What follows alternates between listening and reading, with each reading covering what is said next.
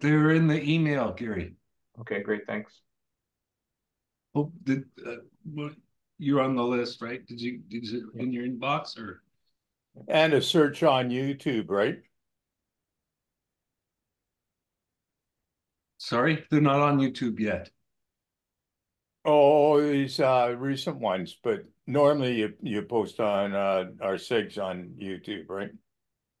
Yes, Yeah. or Joe does. Yeah. I just give him the file. So, good evening, everyone. Amazing. Welcome to. Oh, I was recording it for Gary because then Gary's here. Yep. Okay, does anyone have new images? Who's show of hands? Who has? We got Dan. Anybody else? Can you hear me? Oh, Oh, Matt's hello. got some. No, I just got some, what do you call it? The Northern Lights. That's it. I got other things that are in process, but nothing available here. But just been having trouble with my sound, so I'm here and I can Oh, hear. okay, So, great. Well, who would like to go first? Should we want to do that first? Share some images? Yeah, I don't think I've seen any of yours, Matt. I mean, a lot of stuff has gone on to the Zenfolio site, but I don't remember seeing any of yours. yeah, just put it there. So Oh, did you? Okay. yeah, I just had to restart here. So let me just clean this up here. There's Zenfolio. Are we still signed? Yeah. Um, see if I can drive this thing. Share.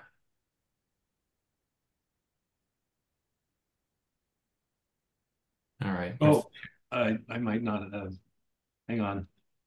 Oh, share screen. I see it now.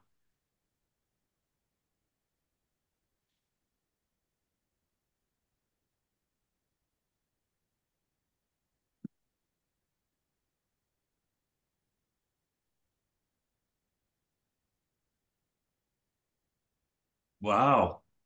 I think you got it. So I just, I guess a lot of people took some like high ISO shots, right? Couple of seconds and whatnot. So I kind of went the other way just for giggles there. So this one was,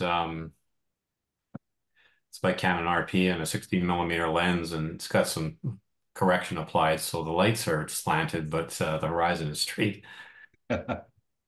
But yeah, 2.8, so fairly wide, but 60 seconds at f5 and Mhm. ISO 200, so just kind of soaking. And I don't know, a little bit of a push on saturation um, Where in where where were you, Matt? this is the second boat ramp down at Cattle Point there. So Oh, okay. around the corner. So we went down there like at 10:30 and it was an absolute freaking zoo. Oh, I Yeah, tried to go there. I saw Ken's van, Yeah. but I couldn't. There's no way I could get in. And if I did try to park, I knew I would be trapped. So I left. Yeah, yeah. So it was crazy. You're getting great reflections off the water too, though. It's Yeah. nice. Yeah, it's a long, well, it's 11 seconds, but yeah, you're getting some nice reflections and some people moving there. And then straight up there was it's Hmm nice filaments and the colors. uh, It's not an SHO image. It was really Well, if you keep the exposure short, you get a better idea of the rays. If yes, you keep it short, if you go too long, then they get kind of smeared up. it gets a bit more mushed here. Yeah. You, Oh you, yeah, it'll smear up. you Just get the waterfall effect, right? Yeah. yeah. Yeah, it was moving pretty quick at the apex of this. You could see it with your eyes there, but Oh, you got some people in the foreground. That's great. yeah, they more or less cooperated. The lady in purple came over to talk to me. I don't think she saw me taking her picture, but she wanted to see. You could see some star trails there. So that was a 70-second at f5. Very bright when you think about it. It's quite bright. Was. Yeah. Well, 70 seconds at f2.8 is good. That's a lot of light. Almost like sunlight, eh? It's Or just about, f5, yeah. I guess. That this is f5. Yeah, but the stars aren't blown out or the lights are Yeah, it's still an nice and incredible, crisp. incredible I, I'll, panoramic I'll, range I'll and tell you, shot. it's definitely the only aurora I've ever seen that wasn't just a hint, because normally it's a hint, and then Yes. you grab your camera and you take your exposures, right? But this one you could see just with your naked eye. Yeah, definitely. And Mhm. that red patch that showed up in the northeast was so remarkable. Yeah. Yeah, You could see it. Yeah, you could tell that it was red You just could, at the oh yeah, limit. you could definitely see the color. Yeah, that's totally new for me because I've seen them the entire sky, but only green. I've seen them dancing quite a bit, Yeah. but only yeah. green. Yeah, that's cool. There was a college party down there, right next to like the $10 million mansion or 20 million, whatever it is. So they were all together, probably drunk a case of whiskey, and they were down starting a fire in a little cut right next to the second boat ramp. Oh no. And I think there was an old wood boat there or something. They just burned that up. And then there was an aluminum skiff. I don't know where they found that, but they went out in it a little ways, and then they all fell into the Mhm. water. And I was just watching. I'll just watch the action here. But everybody seemed to make it. Nobody Mm. nobody lost it. So anyways, more of the same. Yeah, Mm. beautiful. I like Really the well done. reflections. That's great. Yeah, so I'll stop sharing now. So that's all I've got. I've got lots of Yeah. other promises, but nothing done. So Well, thanks for adding them into the collection. So our collection just grew. Mhm. Okay, Dan, you got anything? Yeah, I tried going to Cattle Point. I had to go out to Gordon Head instead. And there's also a party up there where about an hour into it, somebody eventually looked up and went, "Whoa, have you guys seen the sky?" How about So that? no clue, eh? No clue. I Just guess there's a theme for that night.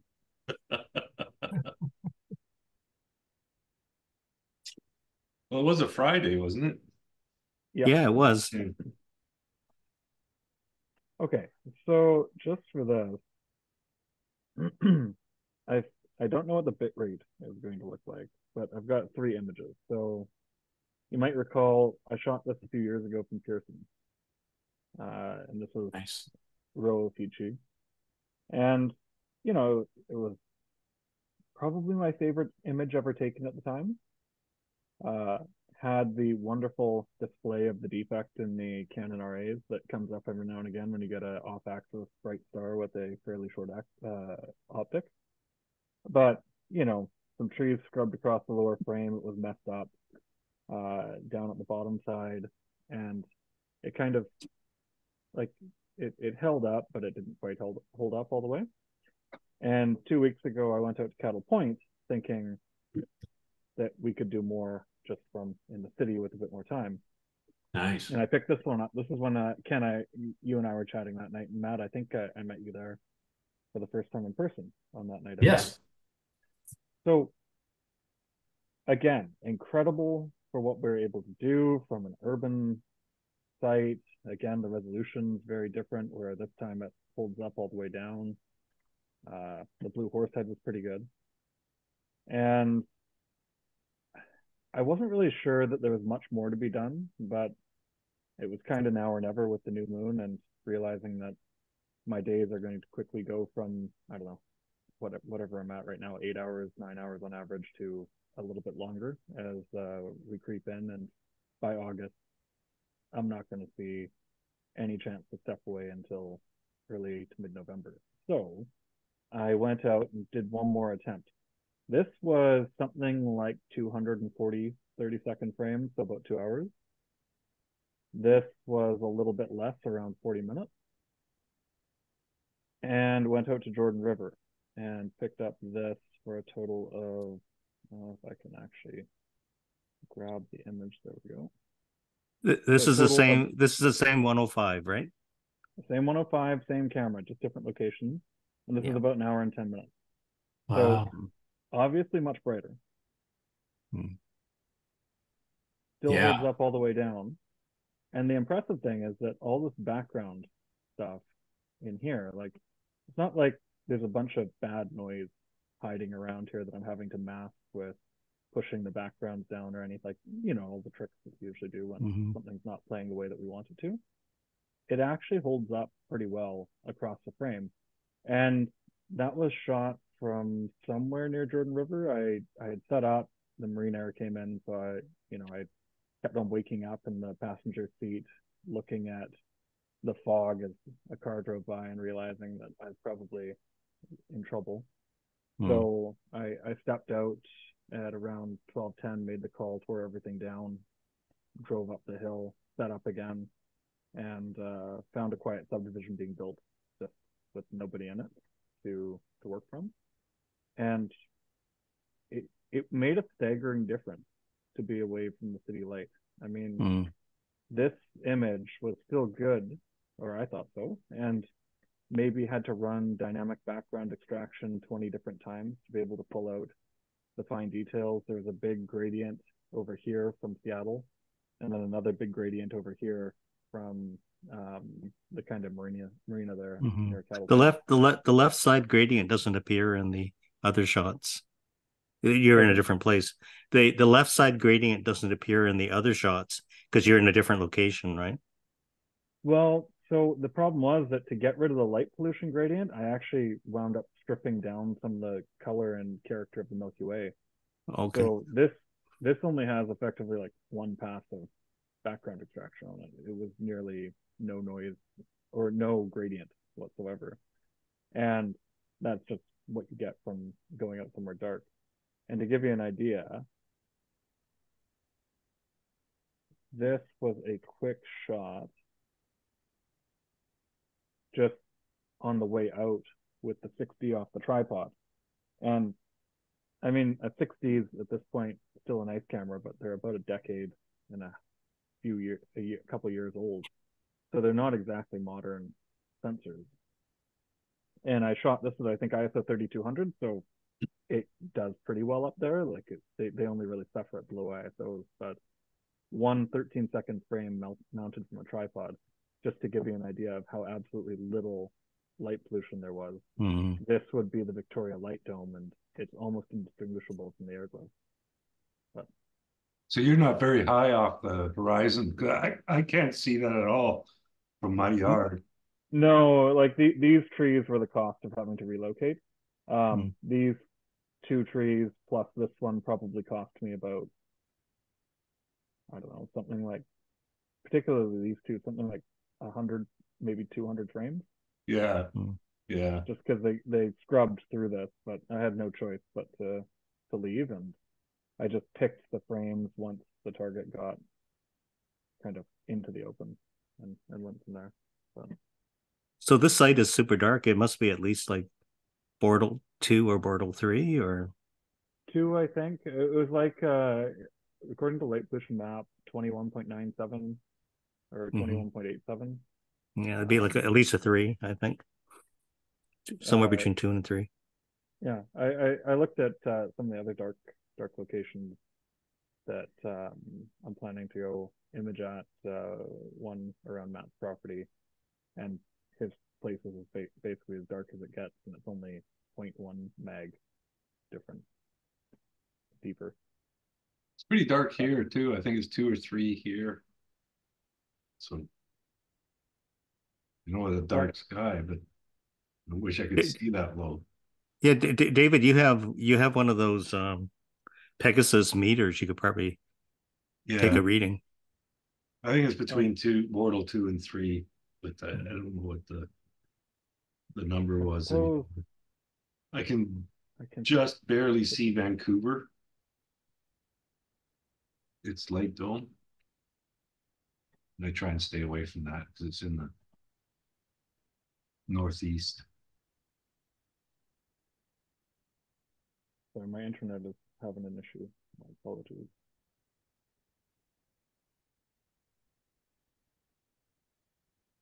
Keep flipping back and forth between the hardware. I'd really love to for- take that horse head that's to the upper right of your images there, Dan. That I just really like to get the opportunity to zoom in on that thing. For Gordon, or pardon me, yeah, Gordon Head. The conditions I think were similar to Cattle Point, but a little bit of a different horizon to look at, and yeah, quite striking results. Again, I think both these were just with that 60. I didn't wind up using the RA for any of the photos I liked and kept at the end. So maybe it's one of each. But... Nice. That was from Jordan River? No. That was Gordon Head for the Aurora. Oh, Gordon Head. Okay, gotcha. Jordan River for the two Milky Way shots. Gotcha. Great job, Dan. You persevered and got out there. Yeah, dark skies definitely make a difference, and even with the Aurora, when I came back home, I stayed up until 2 watching it just in the neighborhood, and the neighborhood is as light polluted as it gets. I think I'm like a 17 or something like that. Mm-hmm. And I could still see it. I had to look underneath of an umbrella. I put an umbrella to block the street light at the end of the driveway, but I could still see it. I don't think that there's ever been something quite like it. I couldn't understand what I was seeing. Looking up a few times because I went, wait a second, what? Actually, the brightest one I've seen, other than this last one we had, was from Parksville. And I was camped at a RV park right on the beach, and over the Georgia Strait was this most beautiful aurora display. I was yelling at people; they all thought I was crazy. I said, "Look that way! Look that way!" they just were completely oblivious of the whole thing. Yeah, we had arcs, we had everything. It was just amazing that night. Couldn't believe it. I've got a couple of pictures from the Aurora. I mean, they're really crappy, but oh, please. Oh, show them, I guess.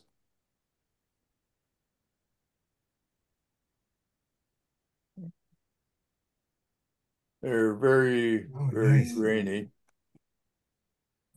They have a nice look to them, though. Oh yeah, I just picked the wrong picture. Got the foreground here, interest going. That's your ASCAR.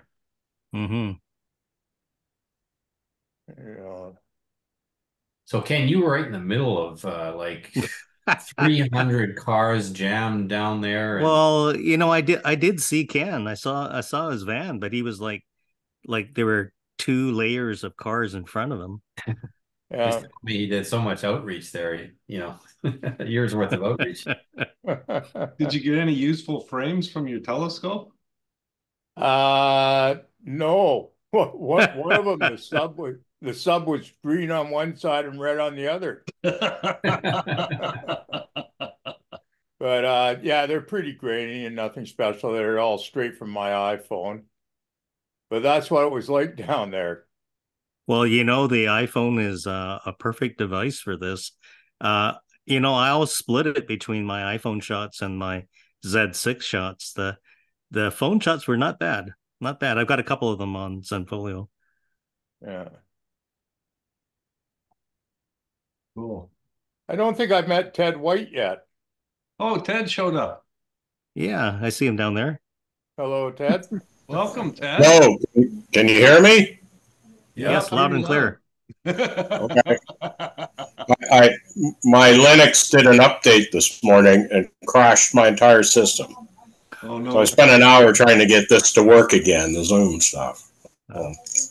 Anyway, I'm here. I'm listening. Well, nice to meet you. Nice to meet you all. Yeah, Bill mentioned you a couple of times, and I figured you'd show up here one of these days. Yeah, I'm afraid I'm one of those machosen types. I just hide out and do my own thing, and so. But I suppose I should get more involved with the astrophotography group, since that's mostly what I do. But anyway. Oh, Yeah, and Bill showed me a couple of pictures of your rig, and it's pretty impressive. Oh, did he? Yeah, that was the day he came and saw it. Yeah, it's Yeah. well, you built no. your own telescope, didn't you? Oh, Yeah. you got to see this. You should get Ted to show, because it's pretty nice. Yeah. And you built most of it yourself, right, Ted? Built and rebuilt and modified parts. You Hard integrated. to say where things start and things end, but I started with an EQG mount, which I eventually completely stripped down and replaced all the gears in it. Replaced the gears with belt drives, and kept tweaking it until I was getting the tracking. Well, right now it tracks sub half arc second, so I'm pretty pleased with that. And then I've tried numerous ways of imaging over the years, and the current one, I've probably built 5 or 6 telescopes over the last 30 or 40 years. But this one is it's an iStar 140 millimeter 3-element apochromatic, which I then have a 5-element field flattener reducer from Starzona, and I built everything around that. I actually have a web page if you want to see how it, the whole process. So you should put your web page you link in the chat, and then we Yeah, that'd see be it. great. Yeah, throw it in the chat. Yeah, I'm not very good at chat, so okay, chat. Let's see if I can do this. there's a little chat button at the bottom of the Zoom. Okay, type message here. All right, here it comes. Just can't hit return. I always start off my chats by saying, "Hi, Bob," and then I hit return to make a new sentence or make a new paragraph in a sentence. Okay, can you guys see that? Yeah, got Thank it. you. Yeah. Okay, Thank you. it's a pun, right? It's not Sirius the star. It's Sirius like coffee. Yeah. I'm afraid the page is a bit out of date because I've been busy doing things as opposed to updating web pages. So there's quite a bit of photography that hasn't made it onto that yet. So, but I'm very happy with how it all turned out. I've been collecting tons of data, so I've got. Well, some of the images now I've got over 350 frames in them, and they're mosaicked and big pieces of the Milky Way and stuff. So maybe this will stimulate me to put some things up. Yeah, I can't remember what you were using, Ted. Are you using some SBIG cameras or? Yeah, it's an old STF 8300. Oh yeah, I've had it for 15 years or something now, and it's remarkably good. I mean, I haven't been enthused about buying anything else because the noise is so low on it. Quantum efficiency isn't great, but that doesn't really matter too much because it's just an exposure time issue. Yeah. And so I have a filter wheel with 7 or 8 filters in it. They're Astrodon RGB luminance filters, and I can't remember what the narrowband ones are. They're some other brand, but I mixed a lot of stuff together. Lots of hydrogen alpha mixed with RGB, that sort of thing. But Yeah, you got some nice shots on there. a lot of what's there is from my old 11-inch SDT. Taken with both my Canon and with the SBIG camera, and it probably identifies them. I think the only one that's on there from the new rig is an Andromeda M31 image, And that was just the first test image that I took. And since then, I've managed to get things to work a little better. One of the challenges when you do your own design is trying to get everything, all the optics to work together happily. And so it took me quite a while to get the field flat. And it's pretty good now. I can't, the degree of tilt is not measurable. I can't mechanically, I can't deal with it anymore. But I only have a tiny little bit of distortion. Ted, did you make your own tilting plate, or were you just nudging it? Yeah, what I did was I bought the optics from ISAR in Arizona, and I had a moonlight filter that I was, or not filter, a focuser that I was using. So I made up adapter plates and did all the baffling and built all the mounting stuff, everything to put it together. So at both ends of the tube are adjustments, so I can tilt both the objective, and I can tilt the focuser, and I can tilt the focal reducer, and I can't tilt the camera. That's the only bit of it that I can't. The filter and the camera are connected into the focal reducer from there.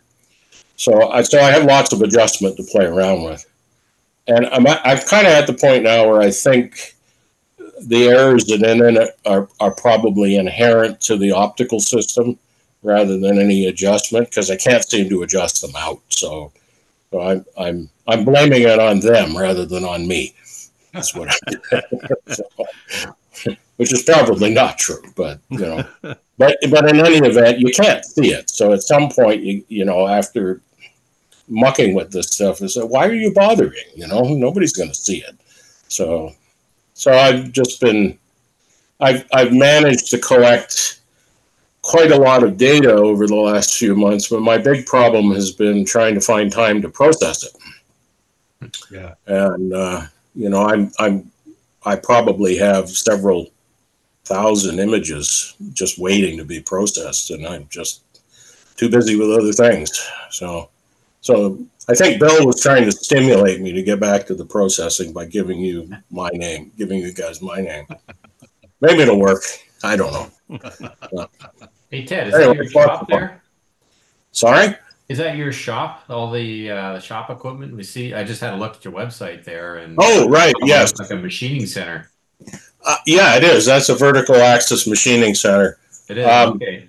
Nice. Yeah, I have an unsavory history of making all sorts of things, and the machining center. You'll probably get a chuckle out of this. I bought it to make violins. Really? Yeah. I used to make violins, and I've since stopped doing that. But one of the things I still do is I make parts for other instrument makers. And so even an extremely high-end instrument, like I have friends that get over $100,000 for their instruments. A lot of the work now is being done on CNC. And the reason for that is that it's the boring stuff. You know, it's just carving things out. And why do you want your expert maker to spend his time with a chisel and a mallet bashing wood when you can do it on a machine in 15 minutes and get the same job? And then he takes that and refines it. So many of the better makers now have turned to that, but because they're artists by trade rather than engineers and scientists, they don't like computers much, and computerized machinery they like even less. So that opened the door up for me. You know, I understand the musicians and the artists, and they trust me. They don't want to know how I do it; they just know I can do it. So. Just don't tell them to use the computer. Do you use? Well, they don't care actually. You know, all they want is not to have to do it themselves. Right. And so I'm still doing a bit of work for that. But yes, the machining center has built 2 or 3 different telescopes, and the current one, and many other things. And so it's. So all you have to add is the 3D printing side, and then you'd have it all. No, I don't need the 3D print because I have a grandson. Even better. The old man does the real machining. The young man does the playing with plastic stuff. And there's definitely a place for plastic. oh, absolutely, yeah. Yeah. Well, one of the things I mean to get up on my website was before I built the refractor, I was using the SCT, and I was struggling to try and get a better image quality. And one of the things I got worried about was tube currents, because it's an old Orion sort of a C11 clone, no ventilation in it or anything. So being a bit of a science geek, I sat down and modeled in finite element analysis. I've done fluid dynamics in my past. And so I modeled how the tube currents would work, and decided that there was, by modeling how the light is refracted as it goes through the different densities, it looked like it was probably on the order of an arc second or two of error coming through the wavefront. This is all theoretical.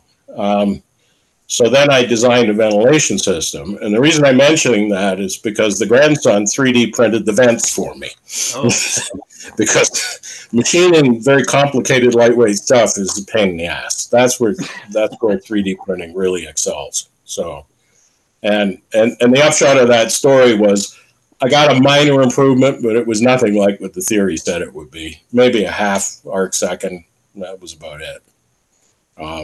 So that's what turned me on to building the refractor. I decided that, okay, if I can't get my seeing any better than where it is, what's the optimal image scale? And that led me down the path to building a smaller telescope with a wider field. Right. So cool. Very cool. So did Bill send pictures of the observatory out as well? He just showed them to me when I was on Zoom with him. We were doing something else, but there aren't any on your website, right? Not, well, there is, I think, maybe one that shows the observatory open, but well, Bill was quite captivated with this. It's a clamshell roof, and he took a whole mess. Yeah, I saw that. I could see the detailing. I saw the tube. I saw the rings that you had made and stuff like that. Oh, okay. Yeah, Bill doesn't think much of astrophotography. He's a straight. I know. He's a confirmed sketcher. Yes, he is. Yeah. I think he probably consider ours an evil craft. Well, but he tolerates us. He sends me lots of requests, though. Oh, he does. Yes. So, Ted, is it possible to talk to you? Because I'm about to start building an observatory pretty soon. Sure. Okay. How do I get a hold of you?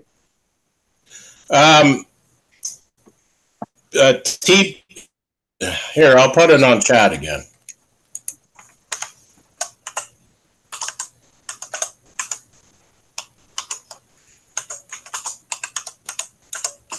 Ted has a clicky keyboard.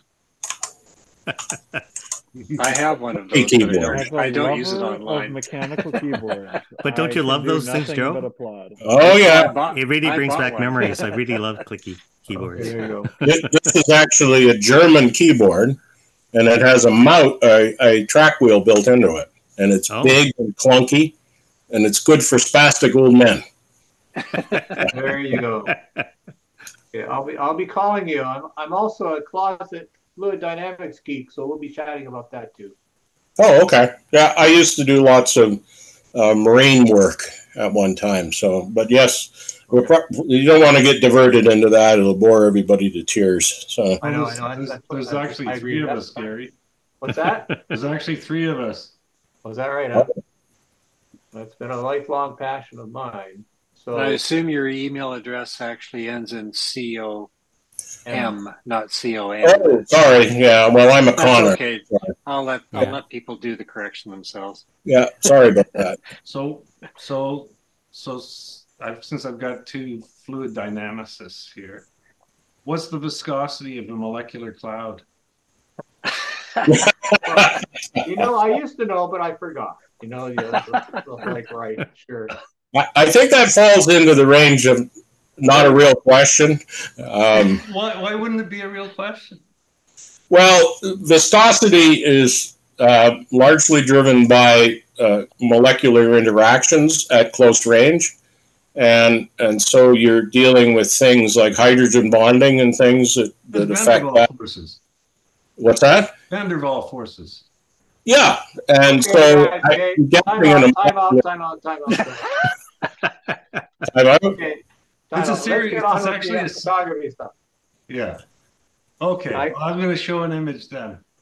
All right. I told you not to ask. That's okay, Ted. It wasn't your fault.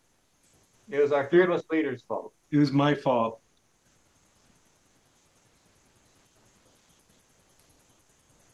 So is it sharing? Yep. Nice. Looks like bubble gum. So this is what I did is yesterday on the rainy day. I just went into my office and went nowhere else. Was it yesterday? No, it was the day before. I can't remember. But one thing that always intrigued me was the Owl Nebula. And I don't know if you recognize it as the Owl Nebula because, you kind of say that these things should be more or less spherical. And the owl always looked to me like it was like a double film exposure where you exposed it, but in a slightly different direction. And I always found myself trying to put my glasses on in order to get the Owl Nebula, but that didn't make it any better. So I spent a large part of the day processing this thing to try and get it to see its structure. And I think I was really happy in the end because I think I got it showing sort of 3D.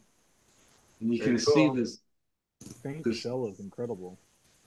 Round. Yeah, I was going to ask you what you did with the owl because I've never seen it like this before. Yeah, the color's not familiar. And the halo. Well, the color's not familiar. I have seen this halo in some other pictures. See the outer blue halo. So that's just the pole at the bottom. Yeah. It was some very careful use of wavelet, the MLT, multi-something linear transform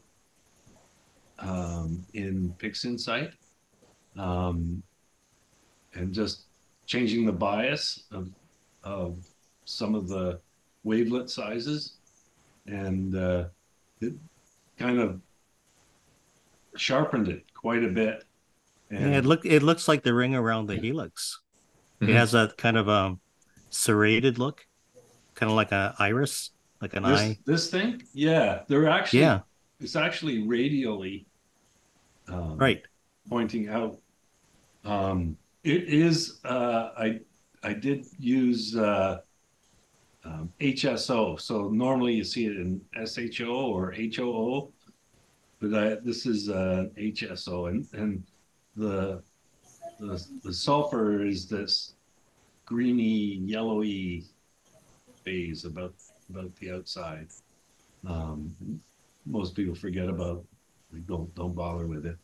But I was really happy with it. I even got some of the detail inside of these dark spots of it. So. And so the whole thing you shot straight narrowband, Dave? Pardon me, all your frames were narrowband? Yes. Because you've still got some pretty nice galaxies popping out in the background. Yeah, there are a few galaxies coming out. I didn't do to get too with a much. narrowband filter takes some effort. Yeah. They did more or less come along with, like I did a lot of my processing on a preview, so it's sort of cut out of this area. so I wouldn't mess with them too much. But a lot of the galaxies did come along with for a lot of the ride on what I did with the nebula. Yeah, they're just up around 1 o'clock. There's something that almost looks like the Hubble Nebula. It's got like a fan shape to it right there. Yeah, right there. Has that fan shape. Yeah. Yeah, I don't have a plate solved version of it, but yeah, there's quite a few galaxies. There's a real faint one there. There's a really faint one right where that cursor is. One over there, one down here. There's quite a few galaxies in the backgrounds. David, have you ever what's the eccentricity on your images when you check it with Fixin Sight? Oh, not very large. I know your stars look fabulous. Oh, well, when you get this color, you know you're well collimated when you get this. Yeah, I've never seen that. When you get this color pattern In the spikes, right? in the Is that what you're saying? spikes, you Yeah. see it going through the rainbow Yeah. as the wavelengths repeat in the mirror in the diffraction pattern. But Nicely done. Yeah. thanks. This is the RC, of course, right? The RC, Year 12.5? yeah. Yeah. It's PDK, right? Dahl Kirkham. Dahl Kirkham, yeah. What was your integration time, Dave? Now you're asking me. A week ago is a long time ago. Yesterday is a long time ago for me.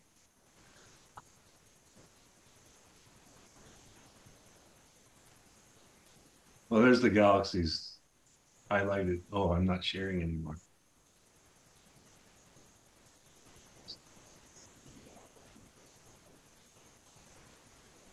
You have the annotated frame? So there's the annotated frame. So those circles are all the. We still can't see the share. Oh, one more button to click.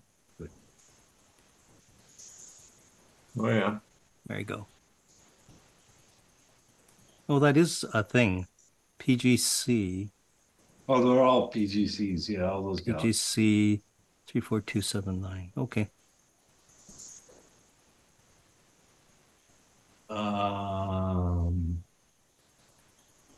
14 hours. Wow. Very nice. I am tending to go longer integration time, fewer objects. It saves on the time required to process. Just like we were talking earlier. Good theory. So, are there any other images anyone would like to share? I've got some. Go for it, Rich. Yeah, I go have ahead, Reg. a couple too.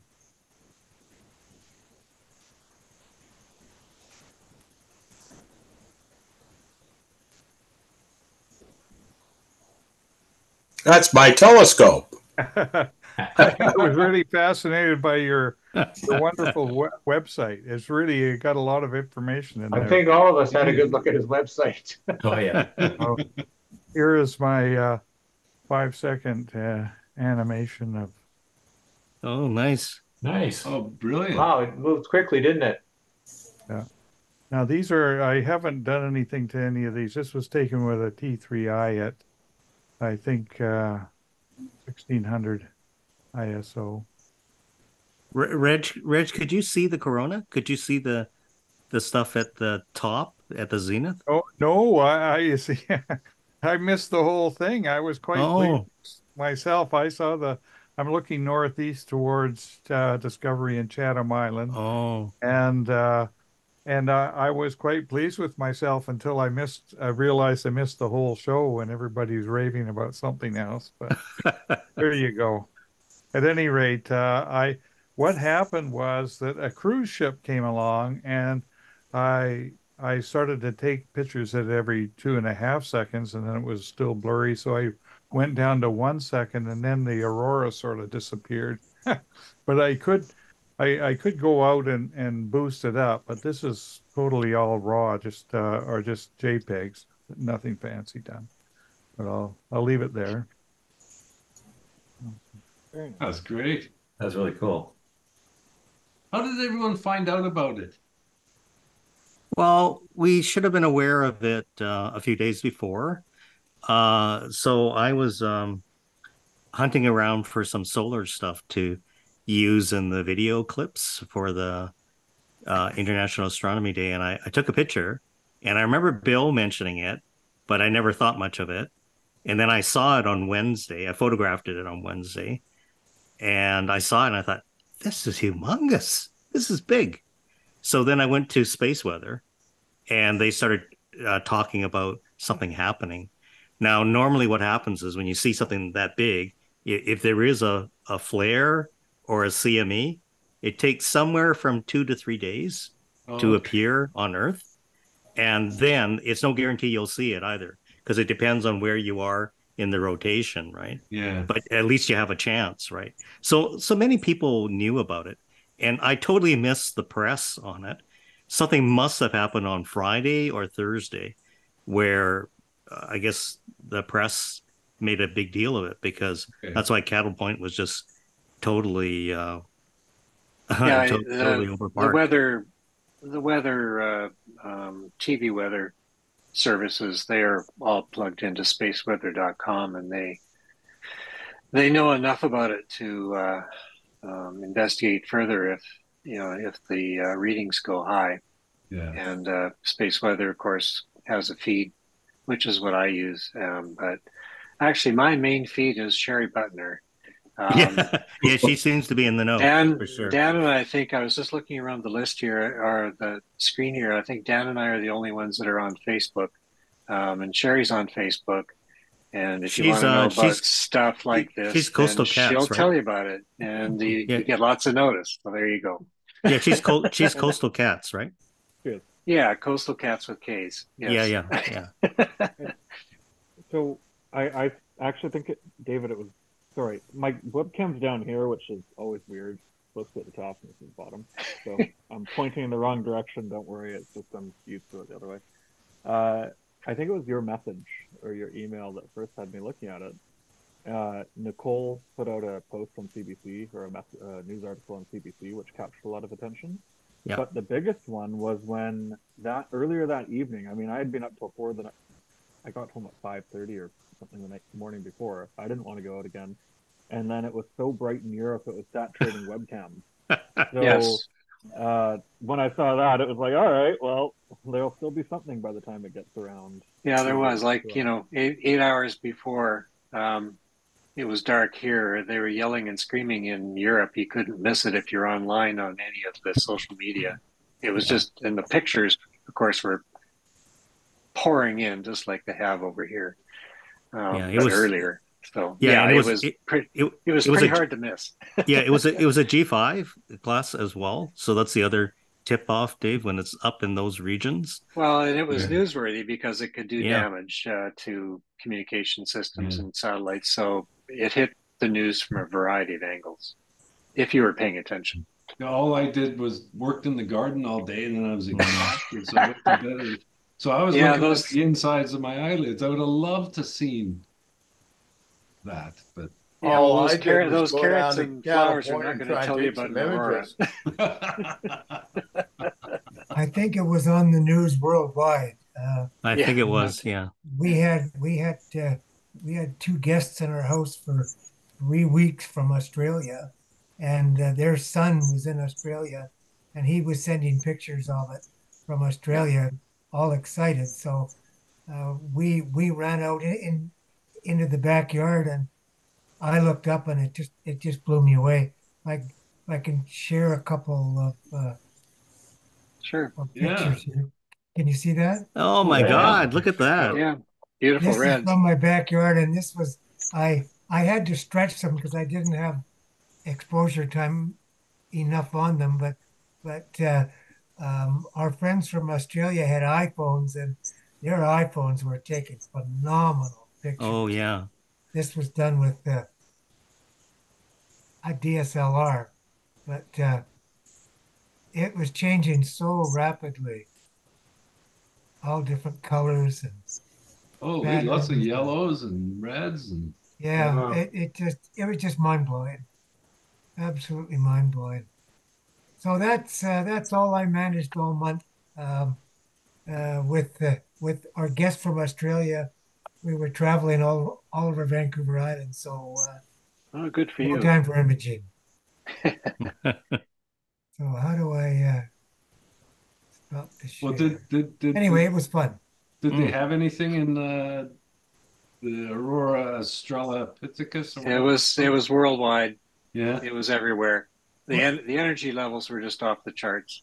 So Yes. what was there was remarkable was the images that we were getting from Australia were all red and mauve and that, no green. So it was quite different. Huh. yeah. I'll jump in here and do my share, I guess.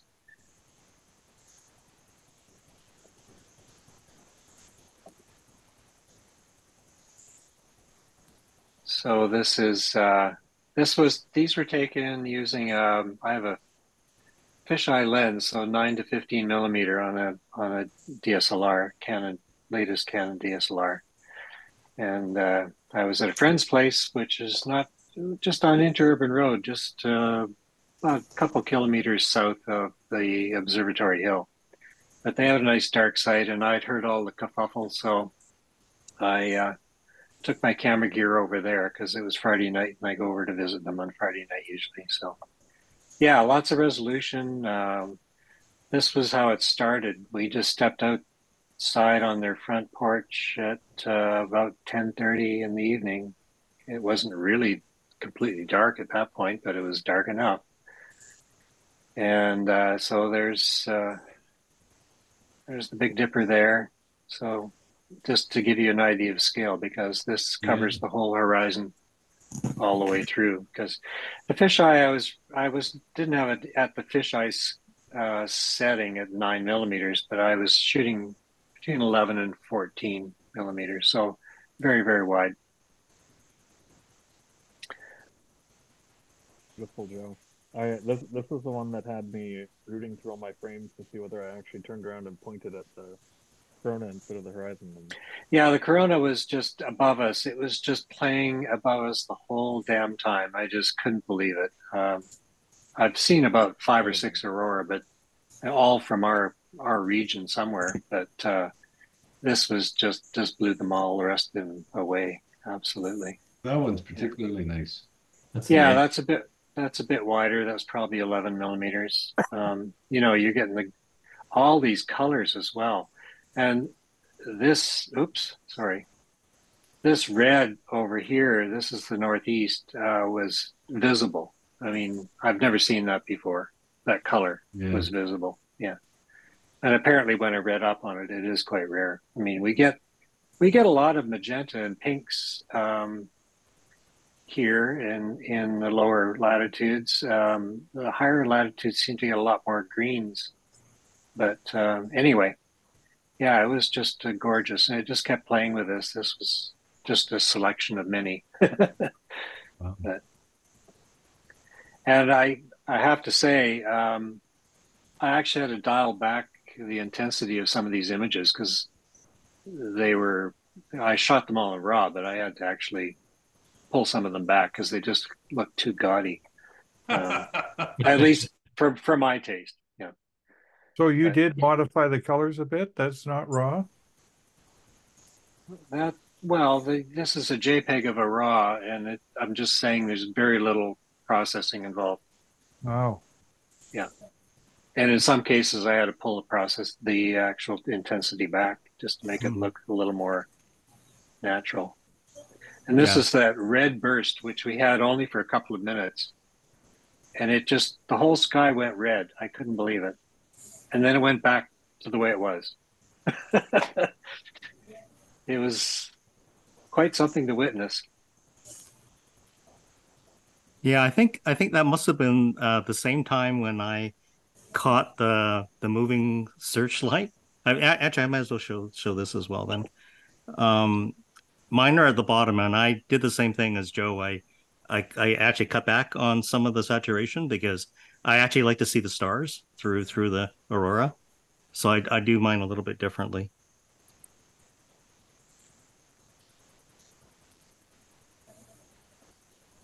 So these are mine down here. I'll show you the iPhone ones first because this is how I started actually. Um, so this was 1053. So that must have been just maybe around the time when Joe started, and I was at the gates of the DAO. And there was a reason, Reg, why I didn't ignore the corona because I didn't really have anywhere to look. So when I drove to the DAO at the gates, all I could do was look up.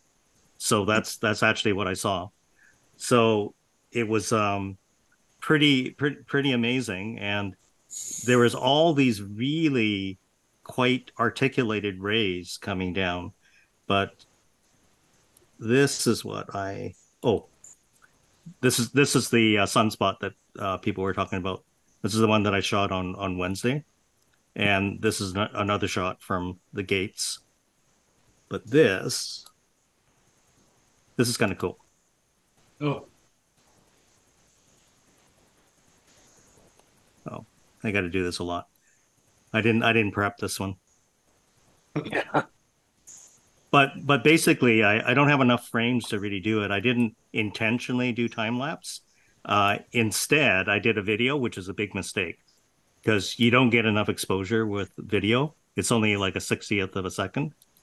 So I was able to do, Yep. I think, 8-second frames, and you can definitely see it here. But Yeah. that thing here, that beam down here, just went all over the place. It doesn't do it justice, actually, the video. Yeah. There's an awful lot of things to look at. Oh yeah, for sure.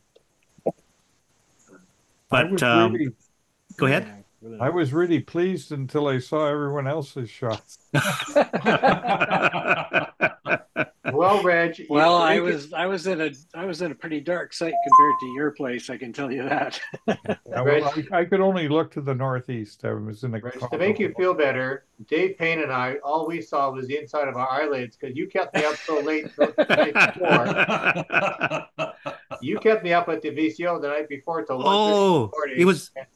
It's a good thing I didn't join you guys. That's right. So I said to my wife, I'm dead tired. I'm going to bed at 9 o'clock. These things never work out. They never match all the hype anyhow. So there you go. I'm sorry, Gary. It's all my fault. No, it's not your fault. Yeah, well, But we had fun taking pictures up there though. We did. The night before. Do you have any results from the VPO night? Pardon me? Do you have any shots from the VPO night?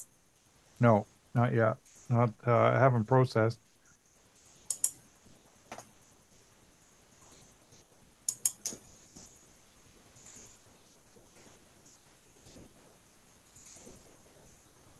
Ready.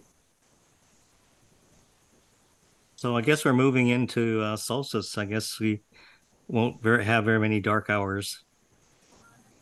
no. well, there's a moon tonight, but there's lots of weather coming up too. But I think that Aurora really messed up a good photographic night. You have to tell the rest of the world that, Reg. Yeah, yeah. Well, that's what I did, Reg, was go down to Cattle Point to get a few images, and I swamped. So when did all the traffic arrive, Ken? You look like you were really sandwiched in. Yeah, well, I go down there early and try and get set up before everything. Then people come over and ask, when I'm shooting, and I just say, well, would you like to see some pictures? And kind of blows them away, right? So, and I'm all ready to go when it gets dark, but all of a sudden the cars started to come and come and come and come.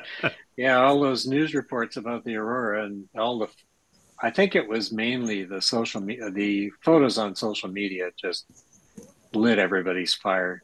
Yeah. And they had already been planted with the cattle point thing from previous times, obviously, and they just headed there.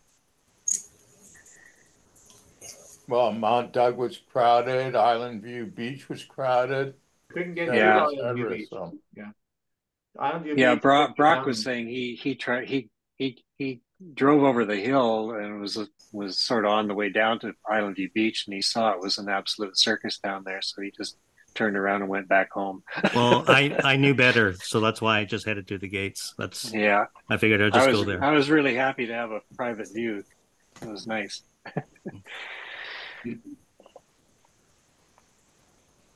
So, carry on.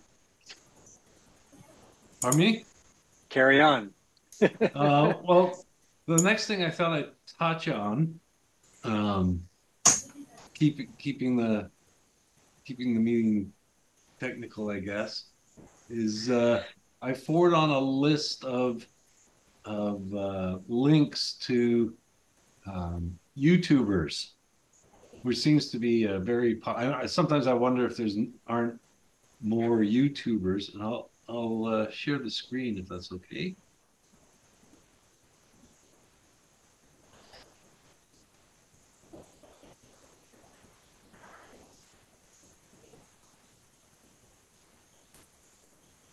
And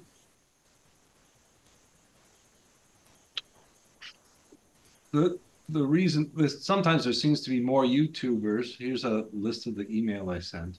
But what I've got is links to the various channels, some of which you're probably very familiar with, maybe some of the other ones not so much.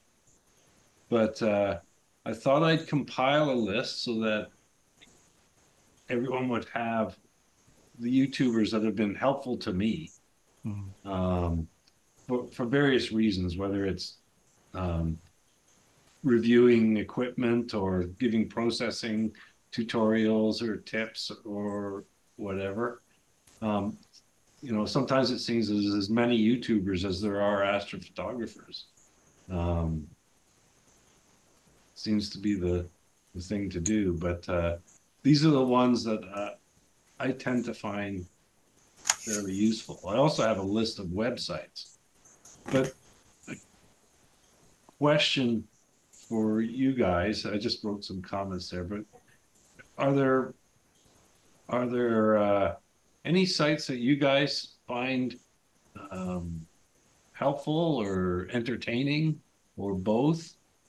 Well, there are some pay sites. I know I see Ron on Masters of Pixinsight occasionally. Yeah, right.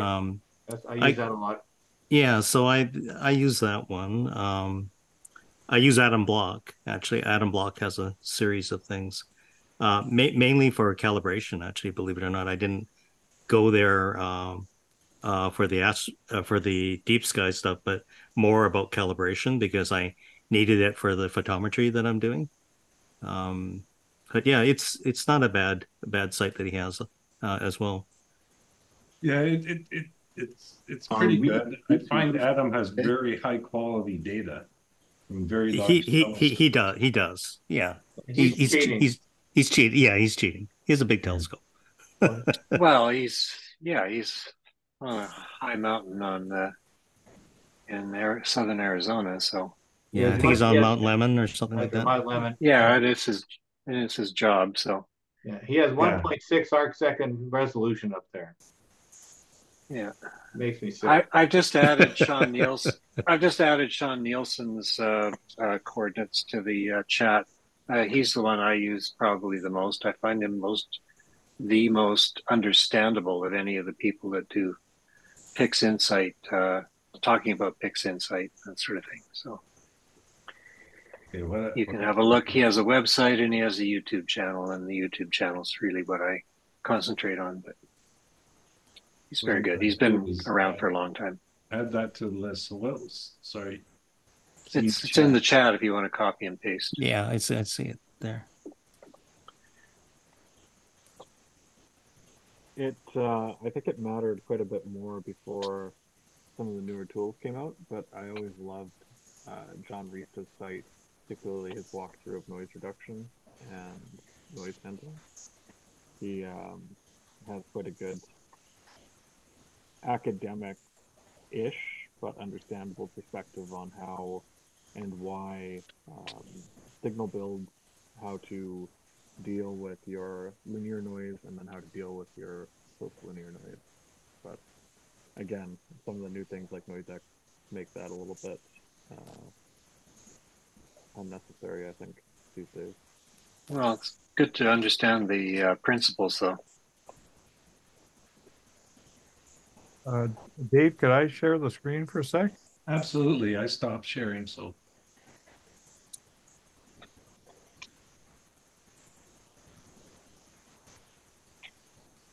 Can't cut and paste from the. Okay, so this guy's named Sasha Weiss. Do you ever watch his stuff? Oh yeah, he was on my list. Oh, I didn't see him there, Yeah, but no, yeah, I love him on processing. well, I really find I don't fall asleep through his stuff as much as some of the others. I just want to highlight down here, PixInsights Process GHS. He's been raving about your stuff from the get-go there, Dave. So as of many others, but they're all over the place. But I've really found his stuff useful. I'll leave it go. Yeah, I think he's really good at discerning what's good and dismissing what isn't so good and showing you things that were there all along that he's found. Yeah. So Ted, what do you use for your processing? Oh, PixInsight. So are you familiar with Dave's GHS? No, I was just tempted to Google it, but what does GHS stand for? Hey, Dave. Generalized hyperbolic stretch. It's just okay. Using different equations to stretch the image that you can control a little more and have a little. Is that in the scripts in PixInsight, or is that something separate you have to get? It's something separate. You just access it through the repositories, I think. Yeah, we have videos about it as well. Okay, we've talked about this before, so have a look on the channel. Yeah, I'll check it out. I've just been using the standard stretching, and but I'm curious. Is anybody use the new background stuff that they've come out, the background extraction algorithm? Yes. So it's really good. Is it good? And it's not using AI, which is I like. It's just an iterative process. There's a few knobs that I haven't turned on it. There's really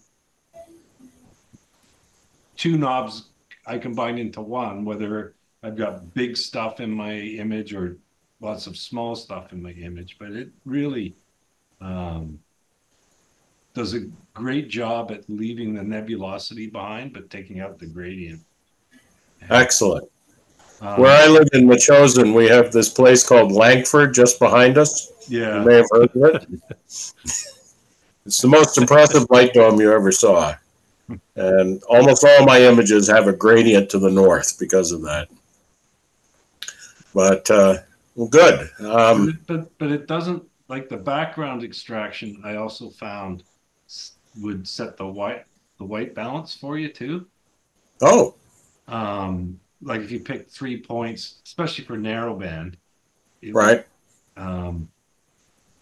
So I generally do that as well, but I just pick like the 4 corners of the image just to get the overall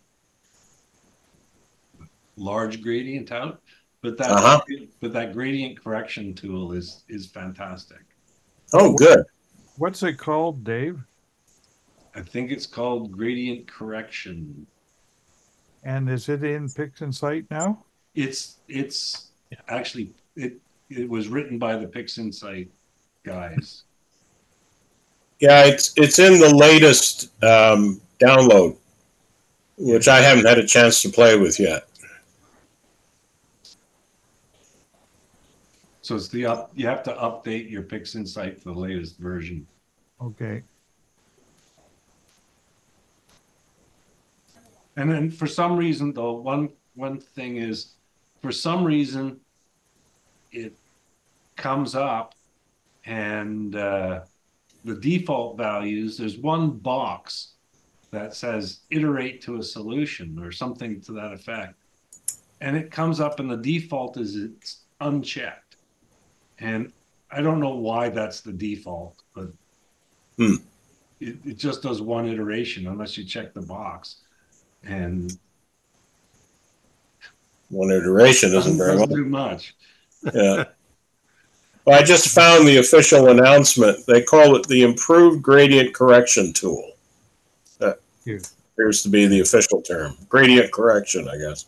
Gradient correction, yeah. I find PixInsight is an interesting sort of Spanglish kind of website. You know, some of the way they describe things and stuff reveals the origin of the people who've developed it. Yeah. Yeah, And I just full marks. They're very clever. Yeah. No, I have no disrespect to the Spanish. At this point in time, we have 3 Spanish-speaking women living with us, so I've been having nightmares in Spanish lately. We're a host family for Pearson College, so we frequently wind up with lots of Spanish speakers here. Good view. Well, so everyone's, well, you know, one of the ones I like is Groove the Lazy Geek, and he shoots his images from Tokyo, so can't get any more light polluted than that. But he still comes out with decent images, but he's so entertaining. Yeah. And I just can't believe how prolific he is. I'm on his Patreon list, so I actually pay. And he's got something like every couple of days. Yeah. Every couple of days he has something. Actually, every couple of days he has stuff on equipment that I've never even heard of. Like you can't even get in North America, I guess. I've never seen it anyways.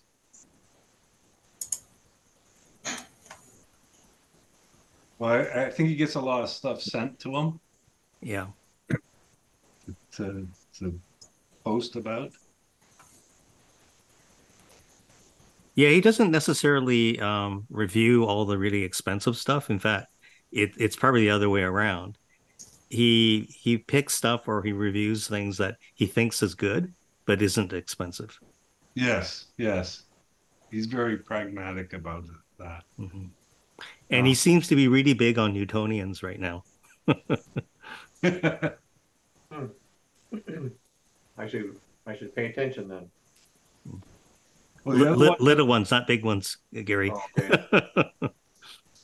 Another one I want to shout out to is a little different, is the Astro Imaging channel. So these are several guys through the States primarily that they have a guest speaker every week, and it's on Sunday nights. And they have a guest speaker, and you can look ahead to see who the next speaker is, but they also post it afterwards. And sometimes they have like you get the straight from the horse's mouth, people coming out and saying how they do things. Representatives of different companies come on it, and it's generally entertaining. And they're actually always looking for speakers. So if you ever find yourself with a topic you want to talk about, they can give you a pretty big audience there. But interesting.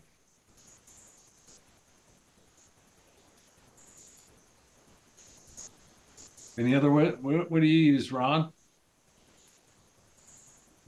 Do you watch any of the YouTubes? Ron? I think he's muted, but all right. Other is. No. Well, that's simple. my wife for my 80th birthday gave me guitar lessons, and between looking after the gardens and trying to do astrophotography and trying to keep up with the music lessons, I don't have a lot of spare time right now. Can you play us a tune? No, I'd be too embarrassed right now. I just started. Did she also buy you a nice guitar? Well, actually, I've had a guitar for 50 years and was always going to take lessons and never got around to it. That's why she did it. And the guitar teacher said, "This is a really good guitar you've got." So he sent me to some place and had it all tuned up. And yeah, it sounds great. I just have to learn to play it. How hard can it be, you know? Like, I'm not going to answer that.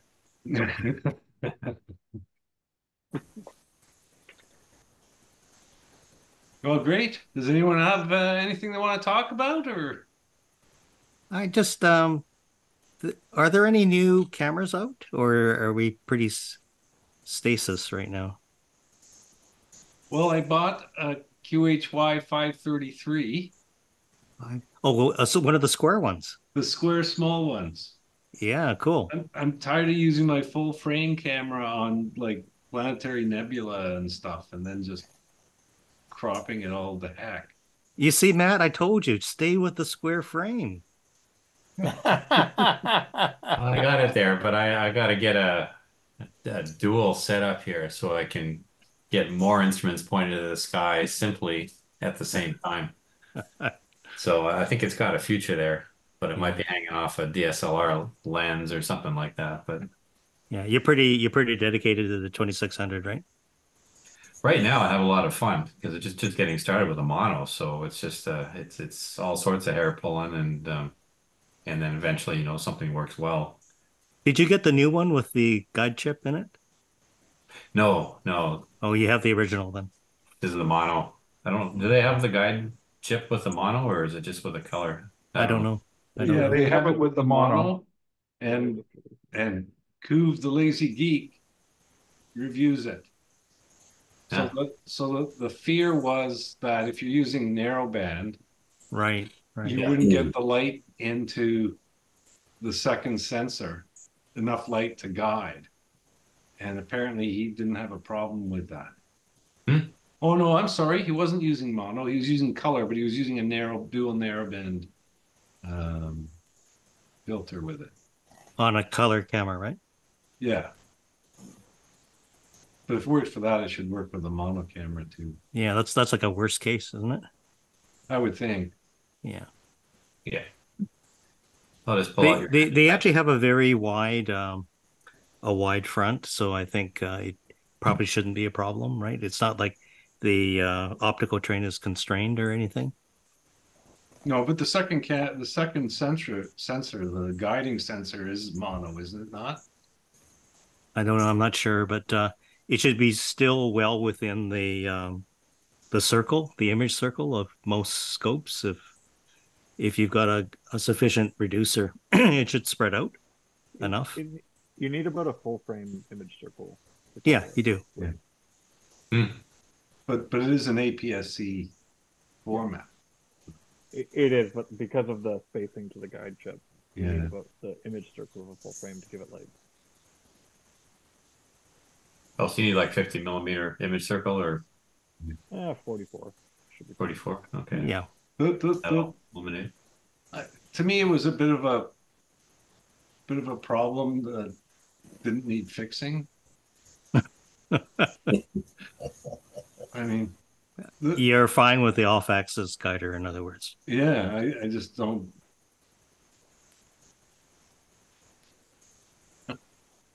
One less camera. Well, really, I had an on-axis system for a long time, but got really frustrated, especially in the spring, in finding guide stars. And so I went back to the old off-axis system and made up some brackets to hold the system more rigid. And so instead of just having the typical 2 clamps on the main tube, I put additional clamps on the extension tube and the camera and mounted that to a big solid plate and then mounted that on, and it does not move. It's by far and away the best guiding system I've ever had. No matter where I point it in the sky, I've always got 10 or 15 guide stars to pick from. So like And a zero independent of the main image field. Yeah, zero flexure. Yeah. No, it's working real well. I'm very pleased with it. If you have a rotator, you can get guide stars with off-axis stuff. Yeah, I just found it was getting frustrating to find the star, and then the image was not at the angle that I wanted it to be. And, you know, there was just a lot of things that this simplified when I went back to it. My original setup did have flexure in it. That's why I abandoned it. But then I realized the problem was get rid of the flexure, and then you actually have a pretty good guide system. Yeah. Ted, was that using the off-axis guider that came with the SIG that you were finding a bit of frustration?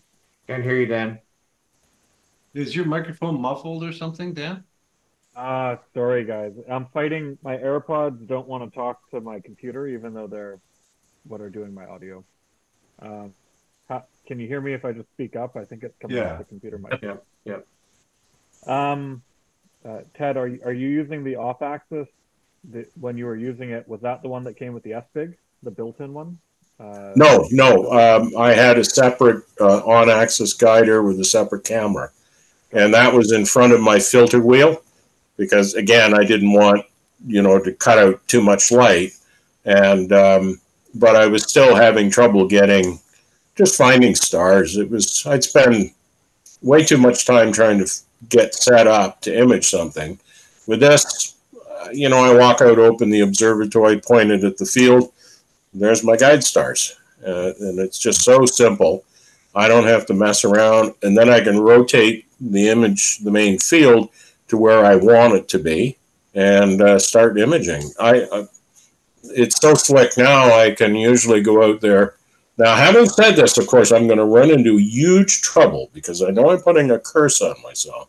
But usually I can get the thing up and running in under 10 minutes when I go out That's there. pretty good. Which is lightning speed for most of this work. Yeah.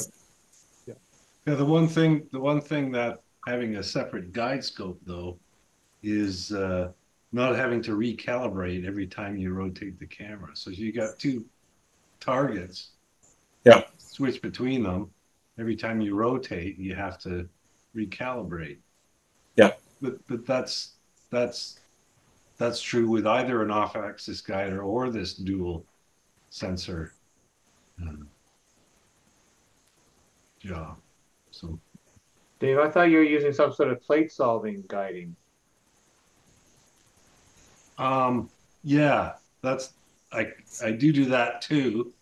It kind of depends on whether I have time. So what the telescope will do is it'll do like a pointing map, but it'll do it just along the declination arc of your object. So it uses the encoder and plate solves at the various stops, and then you can take your image and it knows what the bendiness is going to be beforehand. And that works quite well. I actually haven't tried it on like 10-minute subs or anything like that yet, but it works for LRGB.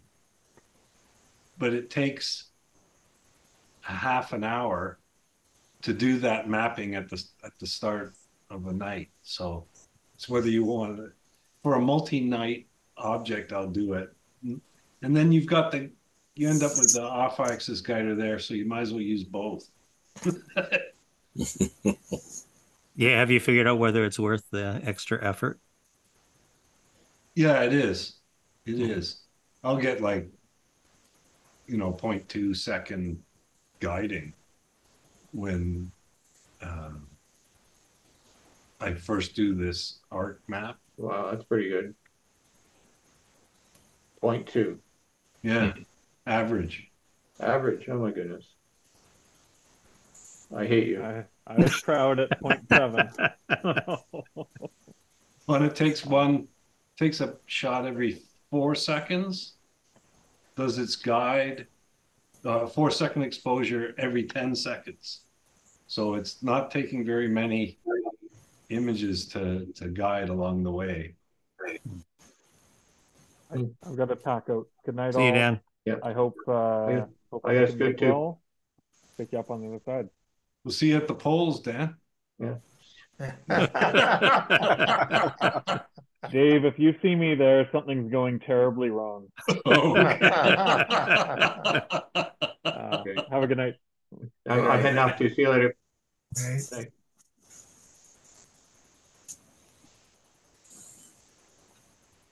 Okay, is there anyone for anything else? I'll mention something. It's not directly astrophotography, but I think people might be interested. One of the things that's happened in Machosen, and Bill may have mentioned this, is that our mayor and council has passed a resolution to put a proposal together to get Machosen designated as a dark sky community. And so I'm kind of the guy who's leading that and trying to get the applications together to do it. And there's lots of reasons why we're doing it that aren't astronomical. You know, it's human health and environmental impact and all sorts of things. But it would be nice, you know, to go along with some of the other designations in the area. I think this would be the first community in BC and only the second in Canada to have the dark sky community designation. So it's a slow process. So if you've ever worked with politicians, boy, but it's coming along. I'm very encouraged both by the local support and everybody on council seems to be behind it. So mostly to do the legwork. One contact, if you find somebody at the Lowell Observatory in Arizona and Flagstaff. So Flagstaff was the very first international dark sky town or city or whatever the designation is.